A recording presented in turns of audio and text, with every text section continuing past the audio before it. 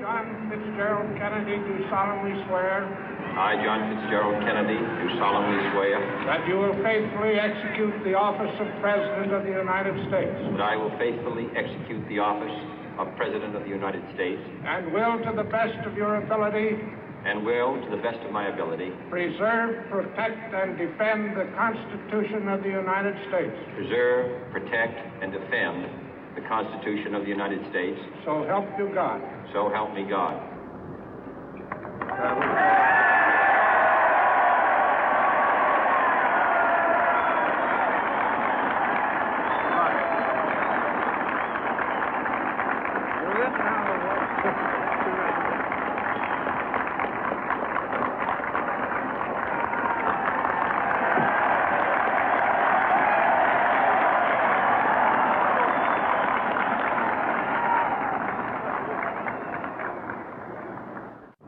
Vice President Johnson, Mr. Speaker, Mr. Chief Justice, President Eisenhower, Vice President Nixon, President Truman, Reverend clergy, fellow citizens.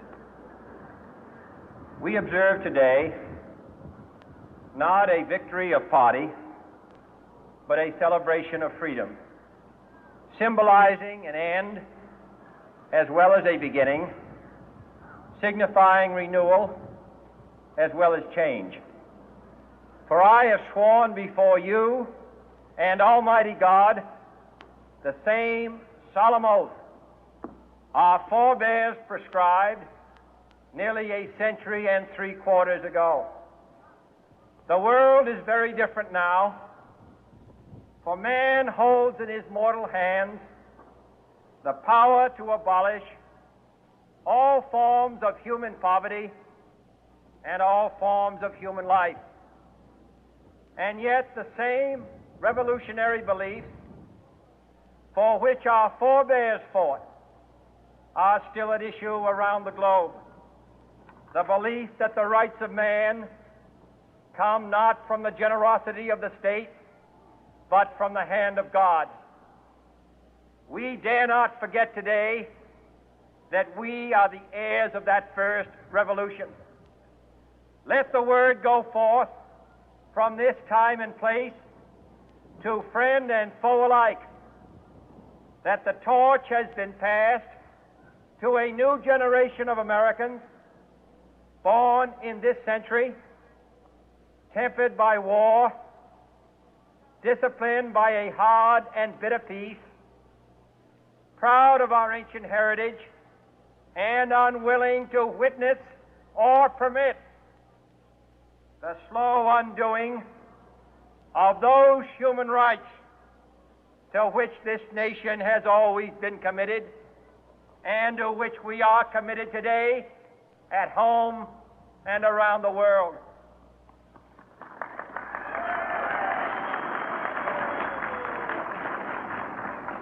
Let every nation know, whether it wishes us well or ill, that we shall pay any price, bear any burden, meet any hardship, support any friend, oppose any foe to assure the survival and the success of liberty.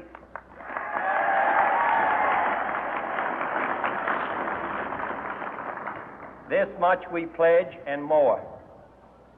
To those old allies whose cultural and spiritual origins we share, we pledge the loyalty of faithful friends. United, there is little we cannot do in a host of cooperative ventures. Divided, there is little we can do, for we dare not meet a powerful challenge at odds and split asunder. To those new states whom we welcome to the ranks of the free, we pledge our word that one form of colonial control shall not have passed away, merely to be replaced by a far more iron tyranny. We shall not always expect to find them supporting our view, but we shall always hope to find them strongly supporting their own freedom, and to remember that in the past, those who foolishly sought power by riding the back of the tiger ended up inside.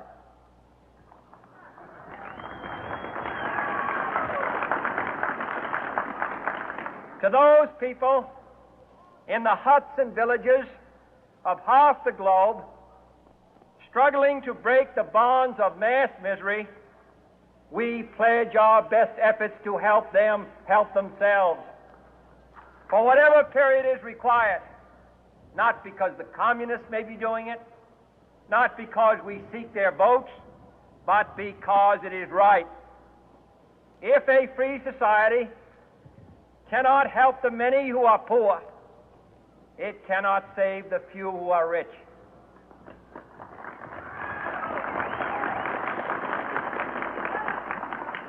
To our sister republics south of our border, we offer a special pledge to convert our good words into good deeds, in a new alliance for progress, to assist free men and free governments in casting off the chains of poverty. But this peaceful revolution of hope cannot become the prey of hostile powers. Let all our neighbors know that we shall join with them to oppose aggression or subversion anywhere in the Americas. And let every other power know that this hemisphere intends to remain the master of its own house.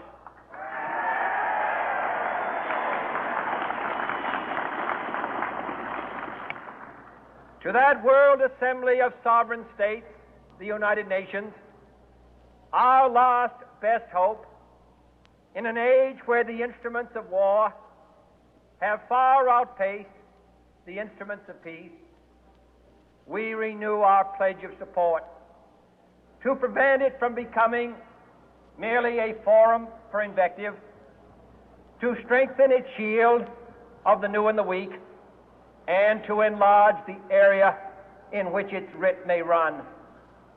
Finally, to those nations who would make themselves our adversary, we offer not a pledge, but a request that both sides begin anew the quest for peace.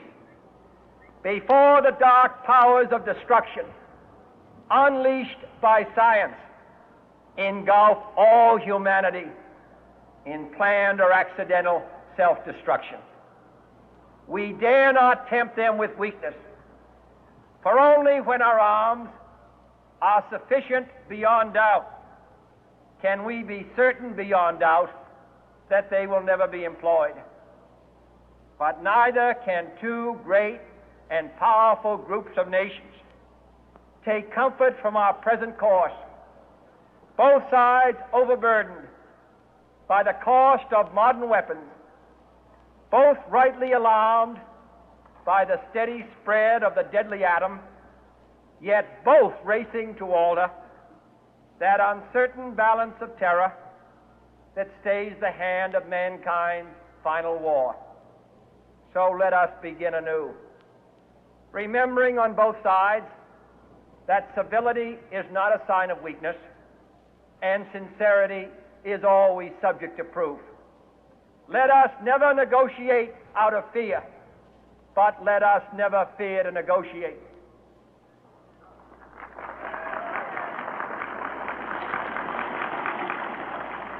Let both sides explore what problems unite us, instead of belaboring those problems which divide us.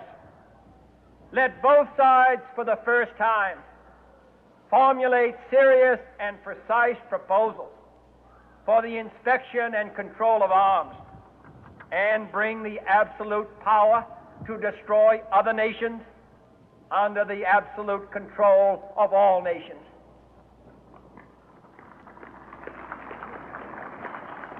Let both sides seek to invoke the wonders of science instead of its terrors. Together, let us explore the stars, conquer the deserts, eradicate disease, tap the ocean depths, and encourage the arts and commerce. Let both sides unite to heed in all corners of the earth the command of Isaiah to undo the heavy burden and let the oppressed go free. And if a beachhead of cooperation may push back the jungle of suspicion, let both sides join in creating a new endeavor, not a new balance of power, but a new world of law, where the strong are just and the weak secure and the peace preserved. All this will not be finished in the first 100 days, nor will it be finished in the first 1,000 days, nor in the life of this administration, nor even perhaps in our lifetime on this planet. But let us begin.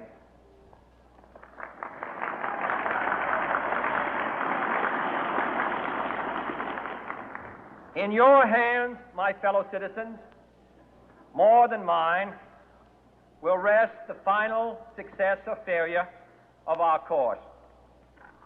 Since this country was founded, each generation of Americans has been summoned to give testimony to its national loyalty.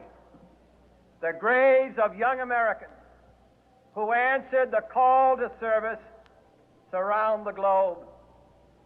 Now the trumpet summons us again, not as a call to bear arms, though arms we need, not as a call to battle, though in battle we are, but a call to bear the burden of a long twilight struggle, year in and year out, rejoicing in hope, patient in tribulation, a struggle against the common enemies of man, tyranny, poverty, disease, and war itself.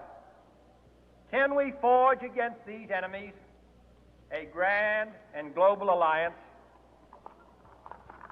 north and south, east and west, that can assure a more fruitful life for all mankind? Will you join in that historic effort?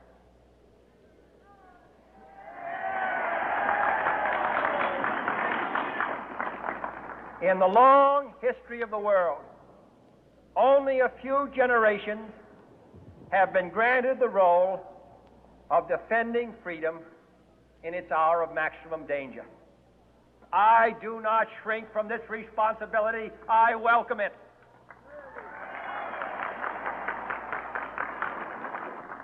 I do not believe that any of us would exchange places with any other people or any other generation.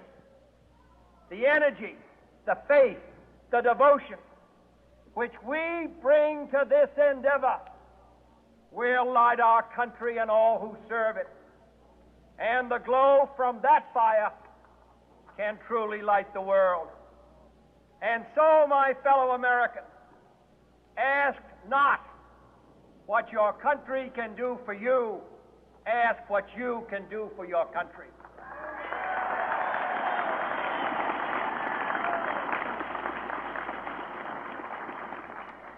My fellow citizens of the world, ask not what America will do for you, but what together we can do for the freedom of man.